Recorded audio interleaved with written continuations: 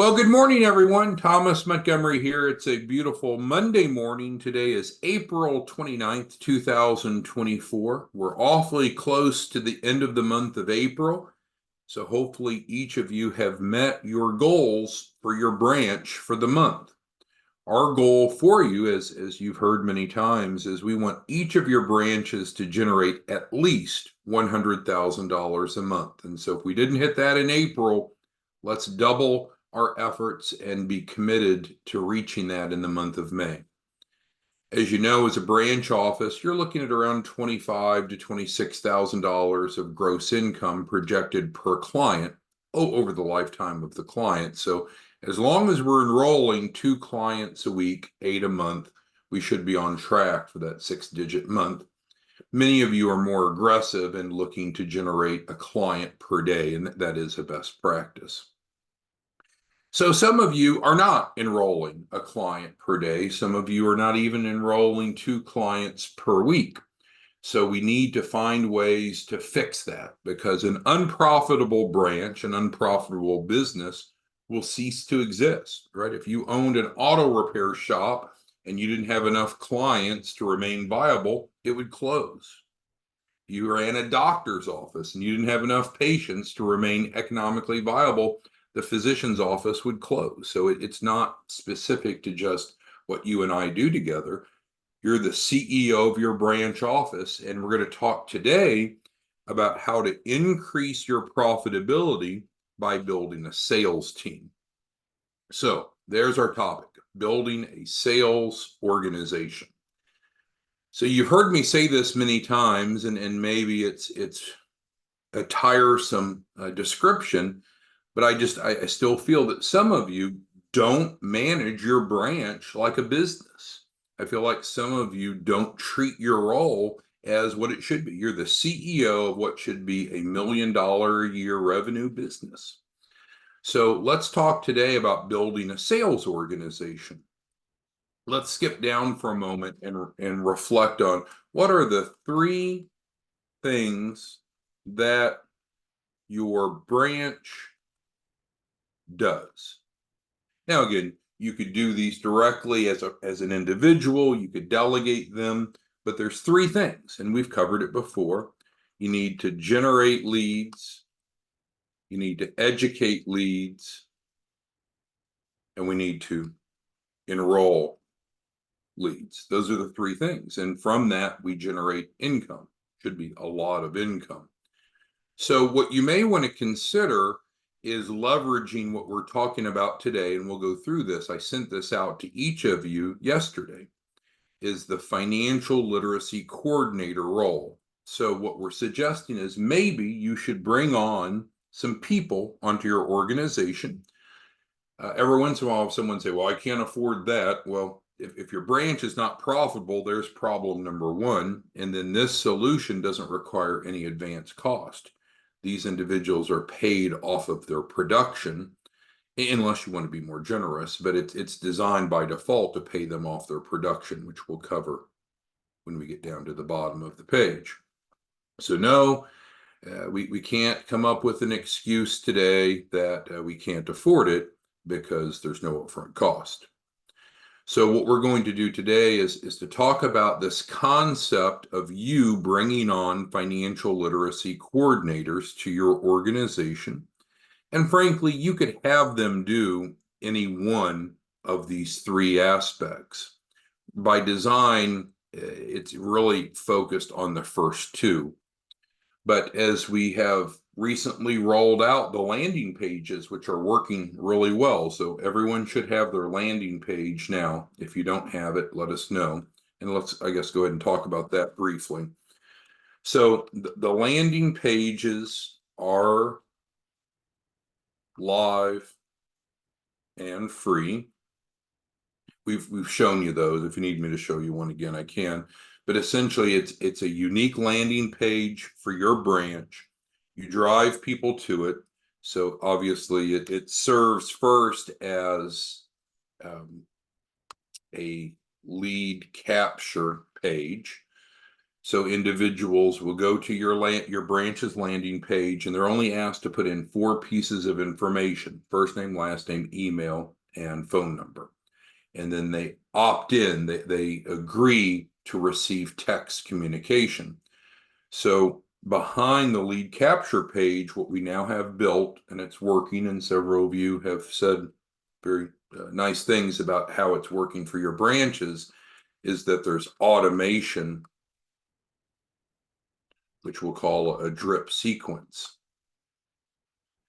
So this drip sequence drips to the prospect and educates them and moves them forward, and actually moves them all the way to contract status. But that's not the purpose today, other than the fact that we could certainly provide landing pages for your coordinators if needed. But let's go over here and look at the position description of the financial literacy coordinator. So again, why are we discussing this? You run a sales organization. Maybe you're in denial. Maybe you don't accept that. I don't know, but you do. You as a branch office, you're running a sales organization, and to do it alone is foolish, and it's not nearly going to be as profitable as if you had a sales team. So instead of calling them a sales team, let's call them financial literacy coordinators. So again, we can provide you this in an editable Word document so you can edit it and use it to recruit coordinators for your branch. So job title, pretty straightforward. Category, economic development. Location, and of course you could change this. Maybe you only want financial literacy coordinators in Hawaii or in Washington State. I don't know. It's up to you. Nationwide is obviously pretty broad. If you wanted to change how many openings you have, you can do so, but saying multiple, I think, is fine. So of the top, the only thing you might want to change is this. But since your branch is not geographically restricted, I'd probably just leave everything as it is so far. Then in the position description, an overview is provided, and you can edit any of this. This is the format we use, but you could change any of the content. So it reads, join the leadership team of our 501c3 nonprofit and play an important role in improving financial literacy by educating pre-launch and early stage entrepreneurs. Get paid daily and adult income to make a difference. So you could edit that as you want to better match your organization. But I can tell you what's incredibly important is getting paid daily. A lot of people are not as fortunate as you are. And for them to earn money today is very motivating versus them having to wait to the end of the month or end of the week or what have you. So paying your team daily, just like you're paid daily, right? So your branch is generating money every day. You should be bringing in money every day, and we recommend paying your coordinators on a daily basis. We'll talk about the triggers for payment in a moment. Position type. So again, I didn't develop this to recruit you. We developed this to provide you a tool that you could use to recruit financial literacy coordinators for your branch. Hopefully that makes sense. So position type, some attributes to catch their eye. Daily pay. And again, I know we already said that, but for the average person, for them to start earning an extra $250 a day and get paid today, that's a difference maker for the average person. Not for you all probably, but for the average person it is. So we're really trying to tap into that. Flexible work schedule. They could be part-time or full-time. Now, if you only want full-time, then that's fine, but I would leave that as it is. People like work flexibility. We clarify that there's no prior experience because we're going to train these coordinators, right? It's not that difficult. We're going to get them certified. Doesn't cost them anything. Doesn't cost you anything to get them certified. So there's we can take anyone to be a coordinator. Leadership roles, that there just depends upon what you want to do with it, but you may want to have some senior coordinators that receive overrides, but we'll leave that out of today's discussion. That's a little bit more advanced. And of course, this is not MLM. This is not network marketing. They're not paying to play. There's no cost to be a financial literacy coordinator. Timeline, I would leave immediate, and you can change the date posted to when you post it. Application. So here you have to determine how you want to receive applications or resumes. We accept them normally via email, but you could do it differently if you wanted. So you can change this section. And then if you want to set any restrictions. Now, some of you are a bit more restrictive. I believe in not filtering anyone out. Some of you, like Eric and Veronica, are looking specifically for licensed insurance agents. David's on here. I think David likes working with AFLAC agents. So there might be some targeted professionals that you want to work with, or it could be general. It's up to you. All right, so now we get down to the bottom of the position description. So again, this is where you could make changes as you would like, but this is the one we use. Our 501c3 nonprofit is building a national team of financial literacy coordinators to facilitate the education of minorities and underserved populations about crucial financial literacy topics impacting access to capital for startup and early stage businesses. That is a long sentence, but in one sentence, it describes who we're looking for and what they're going to do in a general sense. We want them to go teach the 4-phase graphic. Hopefully you all are intimately familiar with the 4-phase graphic, because that's 101. That's we believe the best way to educate your prospects about what we do, how it works, and the benefits for them. If anyone's not familiar with the 4-phase graphic, let us know, because we need to fix that urgently. So there's the background. Now we're to the key duties. Financial literacy coordinators do not sell anything, and they do not pay to work with us, because people are always skeptical, right? They're like, oh, I got to pay or I got to buy something. No, they don't have to pay anything or buy anything. Instead, they educate, talking about financial literacy coordinators. So they're not salespeople. What they're doing is educating individuals and or groups, whether it be in person or remotely online, about our grant subsidized resource, and build financial literacy of what it takes to have a fundable business. Because what you and I have talked about several times, there is absolutely no shortage of small business owners, those that own small businesses or want to start one. I think we'd agree with that. That's a fact. I don't think that we would debate that most of them, not all, but most of them want or need additional capital to start or grow to reach their potential. So I believe that that's a fact as well. Now comes in my opinion, but I think it's a fact, is most of them don't know what it takes to have a fundable business. And that's what we're actually out teaching. That's what your coordinators are going to teach using the 4-phase graphic, which you should be familiar with. What does it take? It takes, and I'm not giving the presentation now, but what are some elements that it takes to have a fundable business? Let's go ahead and type that into the Q&A. I'd like to get some input from you. What's one thing that it takes to have a fundable business?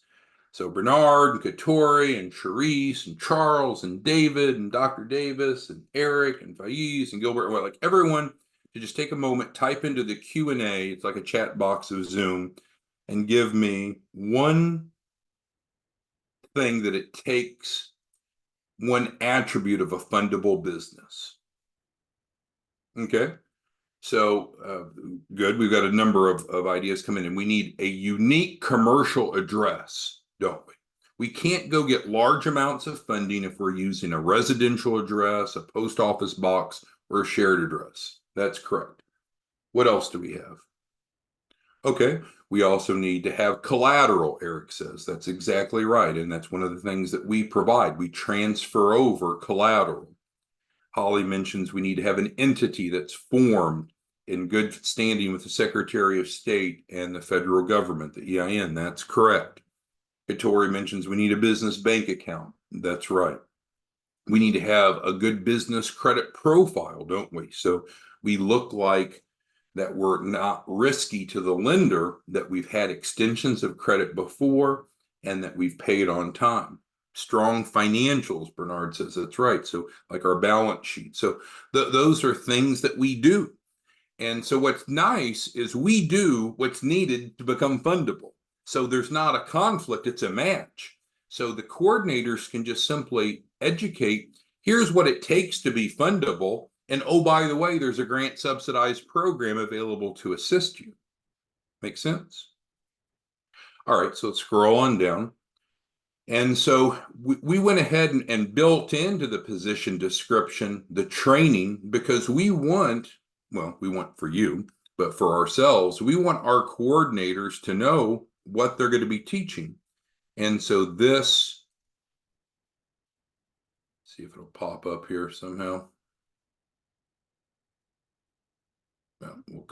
Looks like it's churning, isn't it? See what happens. I think it's going to open in a different screen, so that's not going to work. But anyway, this is the YouTube training on the 4 phase is what it is. It's probably going to pop up in the background and start making noise here, so I'll have to cut it off so it doesn't disturb us. But anyway, so not only are we telling them, we're going to actually show them the training for teaching the 4 phase process. So then you get down to compensation, because of course, well, what are these folks going to mainly want to know? What do I do? How do I get paid? And I don't have to pay anything, right? This is not scam, it's not MLM, not network marketing. So they don't have to pay anything. We've provided a brief introduction, but the training video here will give them a very in-depth understanding, because if they don't want to be doing this, they don't need to apply, right? So now we get down to the compensation. And of course, this is where you could edit it and change it as you wish. But the way that we pay our internal financial literacy coordinators, which we're looking for more, if you know anyone that's looking for a job, we pay them daily. And there's 2 triggers for payout. This is the way we do it. You may want to do it differently. First, we pay them $250 for educating each person. So they're going to educate either individuals or in groups, teaching that 4 phase graphic. So they're paid $250 a pop for that. And then we also share with them the back end. So as the clients come aboard and we go through a capital raise, then we pay out 3 points of that to the coordinator that brought the client into the funnel. Because let's go back to there's 3 things we have here. And most likely what you're going to want your coordinators to do is the first 2. Now, if you wanted, you could go ahead and have them do all 3 items, but at least the first 2. Some of you see it differently. Some of you want to separate. So you have certain people that generate leads, certain people that educate leads, and others that are your closers. That's really up to you. But this model here is based around having them do these 2 things. So with that, let's open it up for questions or comments, because we've got May coming up here soon. Beginning of the month, fresh start. Let's each commit to making 100,000 in your branch in May. I don't know that that's easy if you're a one man or a one woman, one person show. It makes sense to build an organization. I know that a lot of your clients, when you enroll a client, we'll just role play. So let's take Dr. Davis, for example. Let's say she's my client. So she signed up and she's going through the program. And I say, hey, Dr. Davis, I don't know if I mentioned this to you or not, but we're currently hiring some financial literacy coordinators. They don't sell anything. They just teach a curriculum. It's decent pay. They're paid daily, $250 for each person they teach. And then also we share with them the capital raise of the people that they teach. Dr. Davis, do you know anyone that might be looking to earn some extra income? So just ask people. So I wouldn't solicit Dr. Davis to do this. I would just ask Dr. Davis, do you know anyone? And she might say, oh yeah, myself. Or she might say, my daughter is a teacher and the school year's ending here in a month. And she was trying to figure out what she was going to do for extra income over the summer or what have you. A lot of people know people that want extra money. So if you just start asking, so you don't solicit them, you ask them if they know someone. All of a sudden, now you can build a team of coordinators. Oh, didn't mean to do that. Okay, so who has questions, comments, concerns on this? Because it's real easy. Look at your organizational chart, right? You're at the top. You're the CEO, Bernard. Katori, Cherise, Charles, David, Dr. Davis, Eric, Faiz, Gilbert, Herman, others. So you all are at the top of the org chart. Who else is on the org chart? Who else is on the org chart? You need a sales organization. All right, so Faiz is asking about building a credible branch. So that's a good point. So not really the topic today, but let's go ahead and explore that. So Faiz asked how to build a credible branch office. Okay. Well, certainly branding would be an issue. If you're going out and representing yourself using Hotmail or Gmail or Yahoo, it probably doesn't look good. It might make sense that you have at least a professional email. Now, we're going to provide you the landing page so you don't have to go generate a website. But I guess also in addition to that would be phones. And what I mean by that is, how do you answer your phone? What's the voicemail on your phone? If someone leaves you a message, is your voicemail full where they're not able to leave a message? Those are things that would probably affect credibility. And then Faiz, yeah, if you wanted, you could join the Chamber of Commerce. You could join the BBB. You could join networking groups, etc. So sure, Faiz, so you can take your branch, you're the CEO of your business, and you can go out and join organizations in that if you want. And some of you are a bit more advanced, so you're thinking at that higher level. Some of you are just looking to generate income to keep the branch alive and keep it compliant. So while these things are relevant, we could certainly bootstrap it initially and not necessarily have all these things to start your income coming in. Because again, now we're providing you the landing page, so that is one less item you have to worry about. Faiz, did that answer your question? But you control how credible your branch looks, not me, right? You're choosing how you run your branch office. All right, so who else has questions on the concept? Because each of you who are current branches, I mean, you signed up, right? You signed a license agreement. You said you wanted to be a branch office. We need to do what we promised to do. We need to train and support you. Most weekday mornings, we get together, we have this conversation. We're obviously available on demand as you need. We're supposed to be scheduling weekly calls. We provide you the editable agreements and documents. I don't know. At some point, the burden kind of has to move to you and your branch to go do three things. And if you can't do three things, we need to hire someone or delegate it. And we've talked about the CPP, the client placement program, where you outsource all of these things to us, but that's not really the intent of the relationship. All right, so other questions, comments, concerns? What else do you need to go enroll a client? Because either you can go enroll a client or you can build a team that helps drive. But you're the CEO of the business. We need you to take charge and generate results.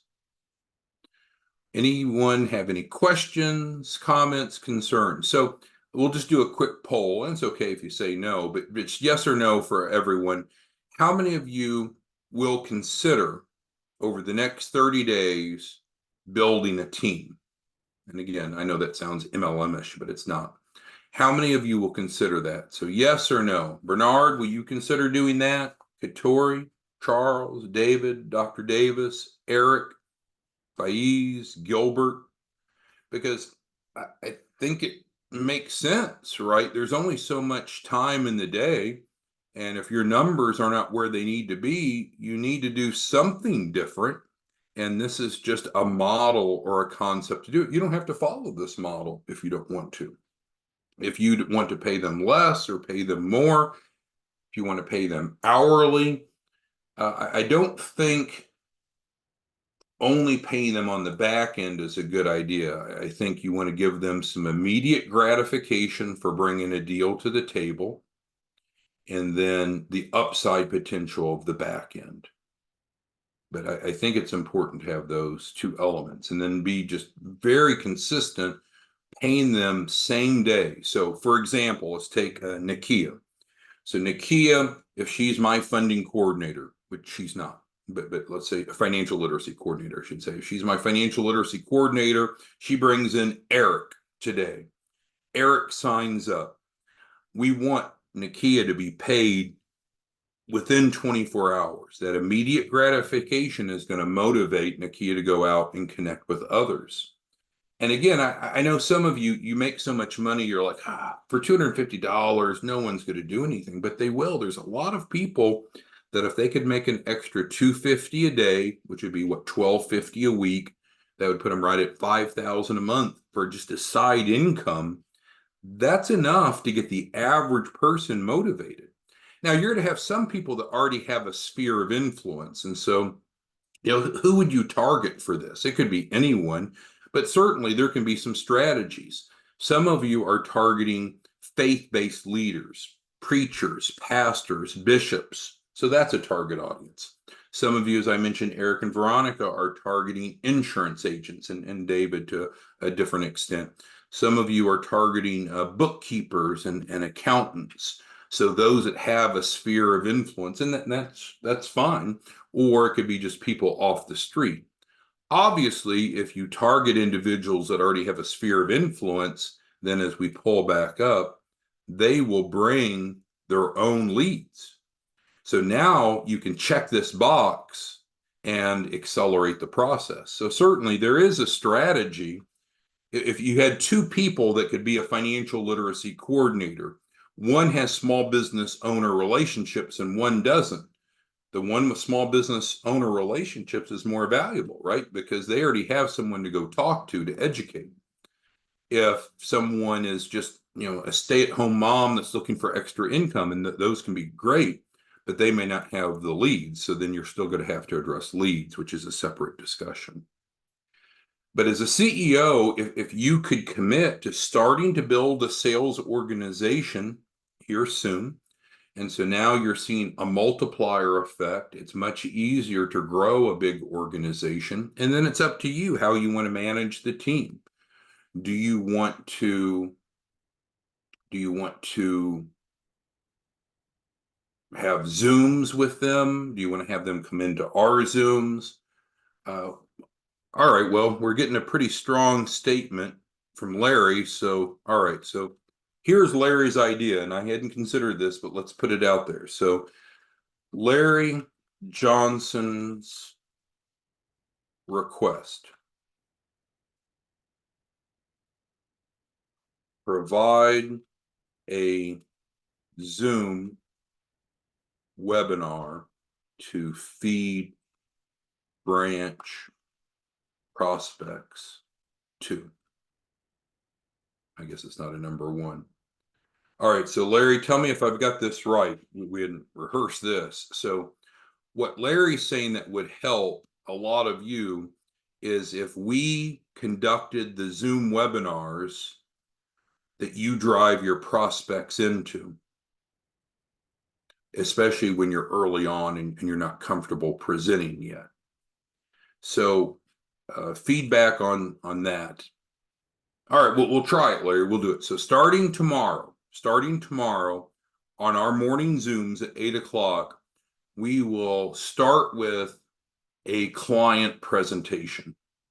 So that way, I guess, A, you'll get more comfortable maybe in doing it yourself, but B, you can outsource that to us. So I guess all of a sudden we're going to become your educator. So let's try that. So starting tomorrow on the Zoom, we will change our focus where in the beginning, we're giving an overview to prospective clients. So you could bring prospective clients, and then also it's fine for financial literacy coordinators to hear that because that's what they would be presenting as well.